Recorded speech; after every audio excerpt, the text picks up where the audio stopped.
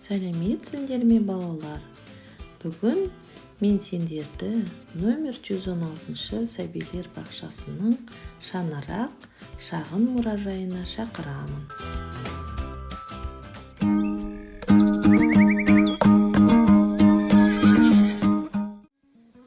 Менің балапандарым келе жатыр. Кәне келіңдер балаларым, менің балапандарым, менің қошақандарым. Сәлеметсіңдер ме? Сәлеметсіз бе, әже? Сәлеметсіңдер ме? Менің боталарым. Келіңдер, қонаққа келіңдер ме маған? Отыра алыңдар. Балалар, білесіңдер ме неге? Мен сендерге боталарым, қошақандарым деп айттым. Знаете почему? В давние времена наши предки приучили животных. Они очень бережно к ним относились и говорили, что домашние животные дают им все, и одежду, и еду. Поэтому и появились такие запреты. Тыйым сөздер. Малды тепе, кет деме, не пинай и не прогоняй животных, говорили наши предки. Ақты жерге төкпе, не выливай молоко на землю. Вот и по сей день мои животные также приносят пользу. Вот на столе сегодня у меня все, что дали мне: сиыр, жылқы, қой. Мынау ет, мынау май, мынау ірімшік, мынау қымыз, ал мынау малта құрт.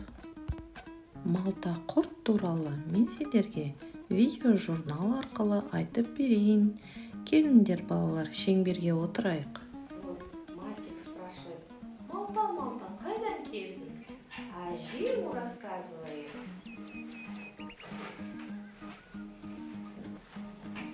Сначала мне нужно подоить овечку, да?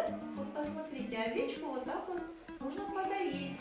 А потом молоко, знаете, куда оно? Наливаем. Что это такое? Знаете? Да, печка это. А это вот казан. Бабушка еще подоила овечку и молоко налила в казан. А в казане она его что делает? Кипятит, правильно, варит. После варки молоко сгущается, и его помещают в специальный мешок для выцеживания. Затем катают из него шарики и сушат. Они очень долго хранятся. Когда батыры уходили в дальние походы, они брали их с собой. Это очень вкусная еда, богатая кальцием. От наших бабушек и дедушек из уст в уста передаются стихи, песенки о детенышах животных. Вот одна из них. Аға қарашы, бұл қойға ұқсап қалыпты. Қайсы?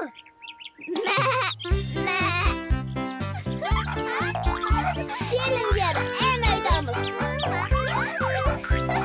Қошақаны қойдың, қайда қалып қойдың? Бұл түйіп тұр бүйірің, қай өрістен тойдың? Қошақаны қойдың, қайда қалып қойдың? Бұл түйіп тұр бүйірің, қай өрістен тойдың? Бәріміз бірге билейміз. Қошақаны қойдың, қайда қалып қойдың? Бұл түйіп тұр бүйірің, қай өрістен тойдың? Қошақаны қойдың, қайда қалып қойдың? Бұл түйіп тұр бүйірің, қай өрістен тойдың? Вот такая веселая песенка о ягненочке. И вы, мои внучата, напоминайте мне его. Поэтому я называю вас қошақандарым.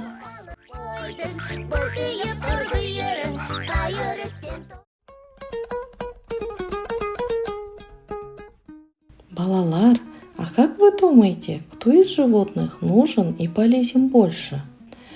Я предлагаю вам послушать сказку о том, как спорили животные.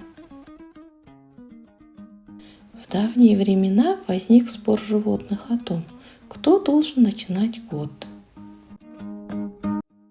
Я делаю далекое близко, мою силу видят.